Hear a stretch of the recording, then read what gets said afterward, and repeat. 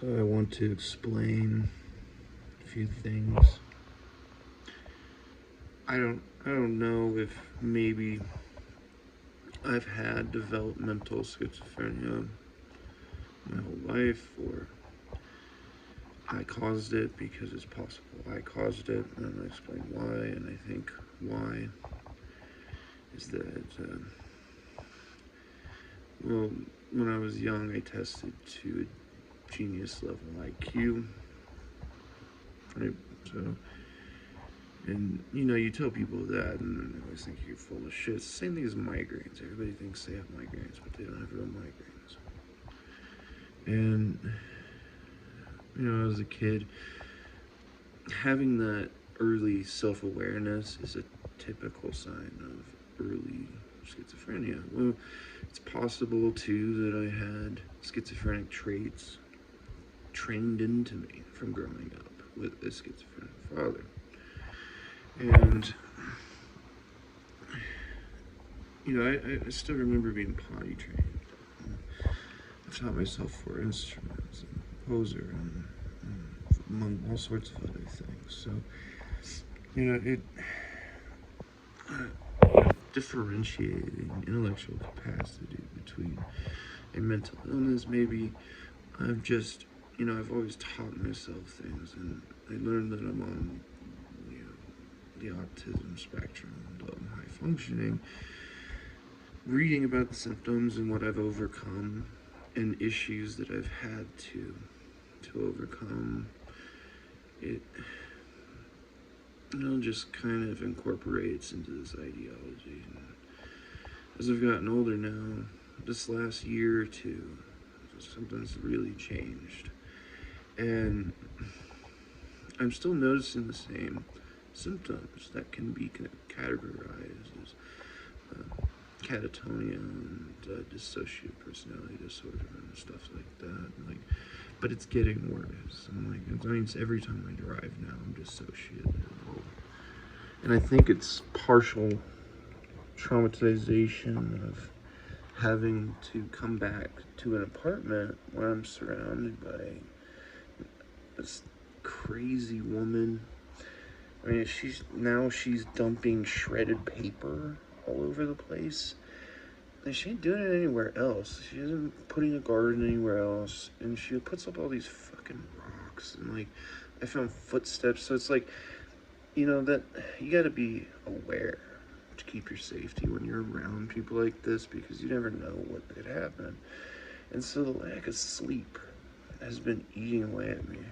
And I think the issues are stemming from certain things that, too, and this is my point where I think I've induced it, is that I've always had a partial eidetic memory. So, though I struggle sometimes with just repeating things in my head. If I have a conversation, I want to repeat the conversation in my head for an hour, and it gets itchy now. I've always hated it, and that's gotten worse. And so I have to stick to a script everywhere I go, anyone I talk to, so that I don't replay the conversation in my head. And anyway, so back to a partial eidetic memory. I can recall sounds, smells, flavors, and sometimes the sense of touch, but never truly visuals. And I wanted to learn how to do that. When I learned how to do sounds, I laid in bed and I would just imagine a sound, and I would just focus on it until I heard it, and I would actually hear it. And that was all fine and dandy. That was never really a problem. It wasn't involuntary. Anyway, I eventually figured out how to do visuals. And when I did visuals, I felt this popping up here. Because what you're doing is you're focusing your eyes. You're putting a lot of strain. You close your eyes. At least this is how I learned how to do it. So I closed my eyes and I put a lot of strain. But I would also focus them. and it's a sort of relaxation. And then you're focusing on your brain and imagining something at the same time, and it's really exhausting to do. And the way I think it works is that you're just sending signals back through your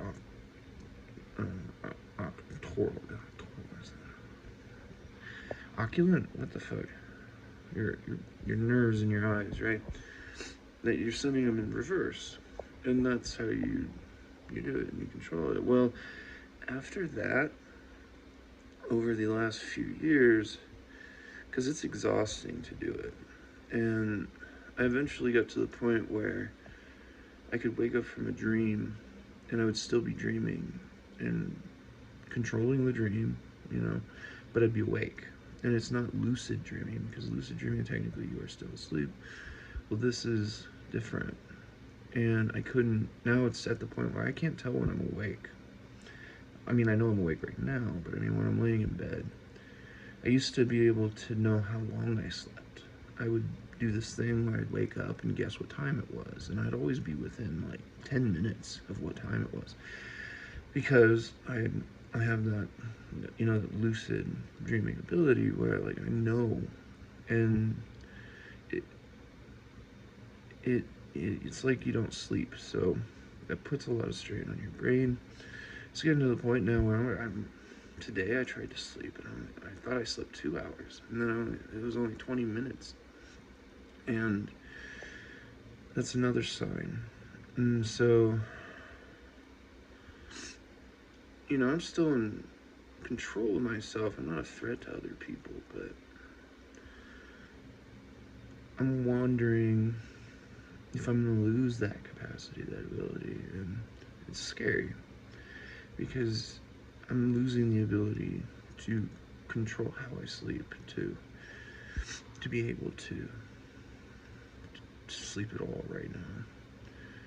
And then I have to worry about, these crazy people that I live under, and the shit that they've done. As long as I've been here, they're just fake.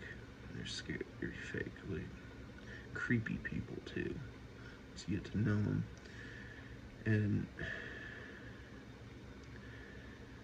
then I got to worry about my parents who are getting older, and they're probably not going to live out the rest of this decade. So it's just a time bomb. And that's the last of my family, because I was ostracized at a young age by my other family, my immediate. And so I don't have anything to look forward to. And I think subconsciously, my brain is like pushing myself to stay awake as hard as possible. I mean, it's like I'm a fucking tweaker. The insomnia. And to stay awake, to try and experience as much of what is almost still okay and good before life gets even worse. And it's that lack of ability to control it, because as we know, the less sleep that you have, hallucinations are typical. So when I close my eyes, like, I'm having involuntary dreams. I'm so tired that I can't keep my eyes open. But then I get these racing sensations and these visual stimulants that just make me so uncomfortable. I have to open my eyes because I can't control them now. And I think that all relates back to learning to stimulate visual eideticism. That there's something in the brain that, like, I partially, like, somehow, I don't know, like similar to a lobotomy, like I disconnected some sort of neuron in there, overcapacitating it, that, I don't know, grew, because kids are all said to grow up with a very similar ability, that they can see things, and it's the same thing as holding your eyes open too long, and you get overexposure in your cones and rods, and except that you can modulate it and control it. And I don't know, so somehow I just like broke my brain, I guess, and it's just been getting worse because I'm incapable of sleeping, as I'm a very, self-aware and intelligent person. I have all this crap in my brain, and my brain's so active now. I've just pushed it too fucking far. And of course the alcohol doesn't help, right? It used to. Now it's like I'm immune to alcohol, so I'm an alcoholic.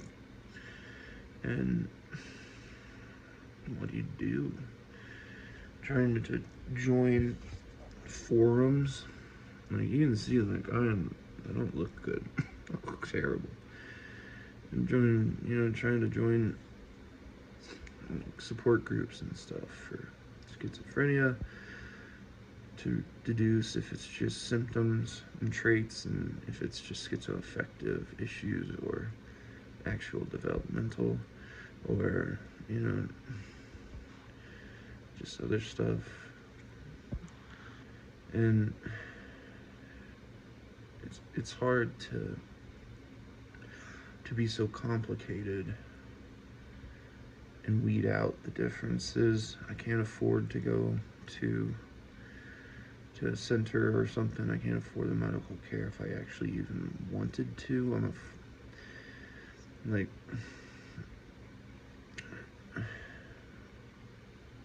I don't want to